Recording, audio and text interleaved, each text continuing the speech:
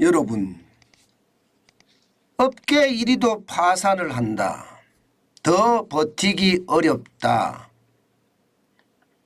이 말은요, 건설 시장의 이야기가 아닙니다. 이커머스 시장의 이야기입니다. 여러분, 8개 이커머스 회사들이 가진 총 결손금이 여러분 엄청납니다.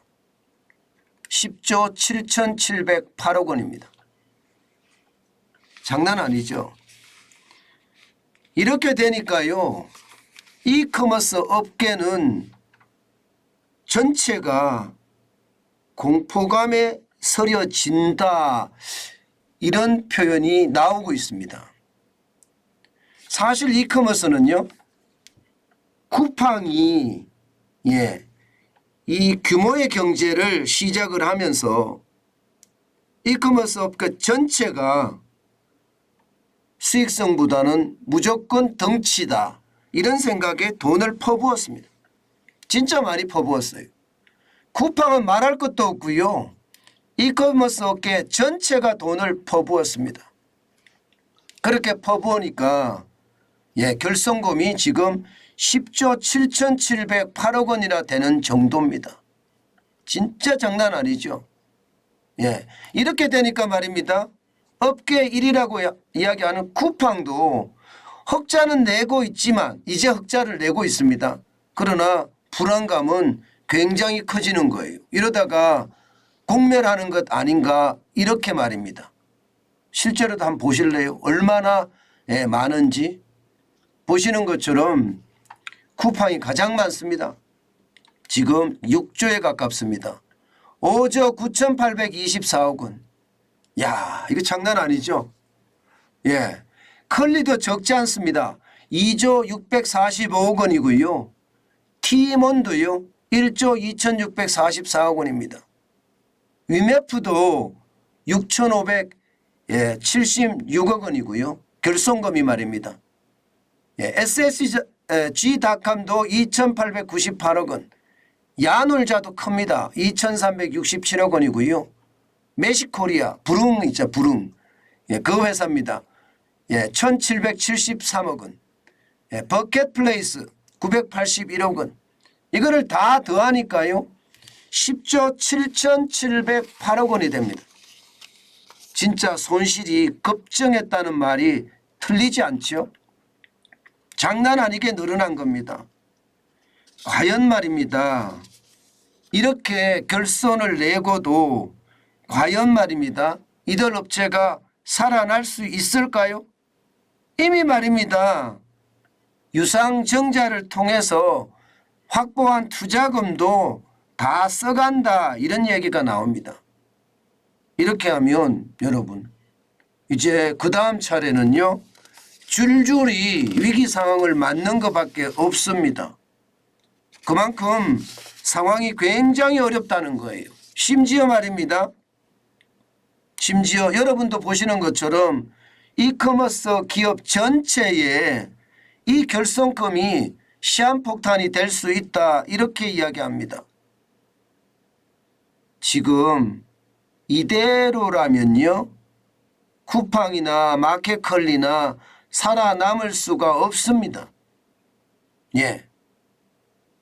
자금 조달을 계속해서 해주면 좋겠지만 자금 조달이 계속해서 일어나지 않으면요, 여러분, 이들 업체들 중에 줄줄이 망할 가능성 굉장히 높아지고 있는 상황입니다. 게다가 시장의 상황도 좋지 않습니다. 시장의 상황은요, 여러분, 지금 온라인 침투율이라고 이야기하는데 전체 소비 지출 대비 온라인 전자상거래 비율을 나타내는 게 온라인 침투율이에요. 그러니까 많은 사람들이 많이 사잖아요. 온라인에서 얼마나 사느냐 하는 비율을 나타내는 건데요, 2018년에는 19.5%까지 됐습니다. 이것이 2019년, 2020년에 걸쳐서 그야말로 엄청나게 오릅니다. 특히 말입니다, 2020년에는 25.3%가 오를 정도로 그야말로 러쉬를 이루었습니다. 모두가 온라인에서 사자, 온라인에서 사자. 나가면 코로나에 걸리니까 온라인이 최고로 좋다. 그러면서 온라인에 대한 침투율이 25.3%까지 올라갈 정도로 장난 아니게 올라간 거죠. 예, 장난 아니게. 그런데 2020년에서 2021년 사이는 이게 별로 안 늘어납니다. 26.6%까지밖에 안 늘어났습니다. 그러니까 찔끔 늘어나고 말았죠. 문제는 2021년에서 2022년 사이인데 여기는 충격적입니다. 26.6%에서 26.7%로 1년 동안에 0.1% 늘어나는 데 그쳤습니다. 쉽게 말하면 온라인 시장은 좀 더 구체적으로 말하면 이커머스 시장은 포화 상태라는 거예요. 더 이상 성장을 할 수가 없다. 오히려 2023년에 들어서는 이게 온라인 침투율이 더 떨어진다. 성장이 뒷걸음친다. 역성장한다. 이런 얘기까지 나오고 있는 상황입니다. 예, 이런 상황에서 여러분, 예, 온라인 회사들이 계속 투자를 받을 수 있을까요?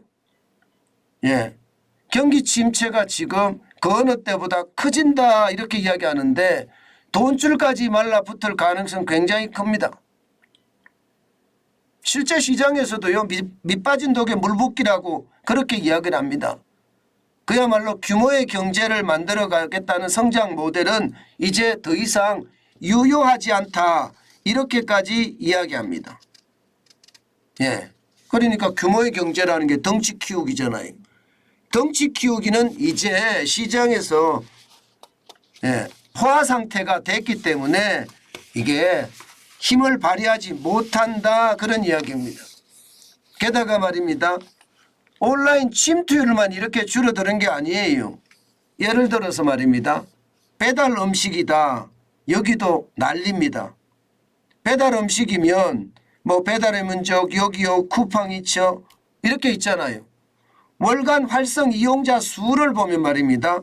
확 줄었습니다. 2,926만 명밖에 안 됩니다. 작년 4월에 비교하면 11.9%까지 떨어졌습니다. 그러니까 이게 음식 주문, 예, 거리 두기가 해제되고 나서 안 한다는 뜻이에요. 그만큼 말입니다. 상황이 굉장히 나빠진다는 의미입니다. 예, 저는 이것을 보면서 결국 말입니다. 예, 옥석 가리기가 진행되는 것은 아닌가. 계속해서 투자금을 확보하지 못하면요. 뭐 결손금이 워낙 크기 때문에 망할 수밖에 없습니다. 실제로 말입니다. 이커머스 업체 중에 투자금을 유치 못해서 예, 이들은 말입니다. 매출이나 영업이익은 의미가 없어요. 예, 투자금 유치에 목숨을 거는데 투자금 유치가 안 되면 파산하는 겁니다. 예, 부릉이라고 예, 배달 대행업체입니다. 이 운영하는 회사가 메시코리아거든요. 지금 메시코리아가 결국 말입니다. 파산 직전에 매각이 됐습니다. 한국야쿠르트죠. HY가 한국야쿠르트입니다. 한국야쿠르트가 인수하면서 그 위기는 잠깐 넘었습니다. 그렇지만 계속해서 될 것인가 거기에 대해서는 아직까지 물음표가 다 따르고요. 또한 말입니다. 수산물 당일 배송 서비스 이게 월 160만 명의 방문자가 있을 정도로 돌풍을 일으켰거든요. 예, 이게 오늘 회입니다. 오늘 회. 예, 오늘 회는요 아예 망했습니다. 투자금을 유치받지 못해서 말입니다. 전 직원이 권고사직 당하는 최악의 상황으로 발전했죠. 앞으로 메시코리아나 오늘의 회처럼 말입니다. 예, 지금 결손금이 굉장히 많은 이 기업들 말입니다. 안 망하리라는 보장 없지요. 쿠팡조차도 5조 9,824억 원이나 되니까 이것은 극복하기가 굉장히 어렵습니다. 예, 이대로라면 여러분 쿠팡도 위험하다 그런 얘기가 나옵니다. 물론 쿠팡은 영업이익을 내기 시작을 했습니다. 그렇지만 결손금이 5조 9,824억 원에 달하기 때문에 이게 생각했던 것보다가 굉장히 어려운 그런 상태를 맞지 않을까. 예, 그렇게 이미 시장은 생각하고 있습니다.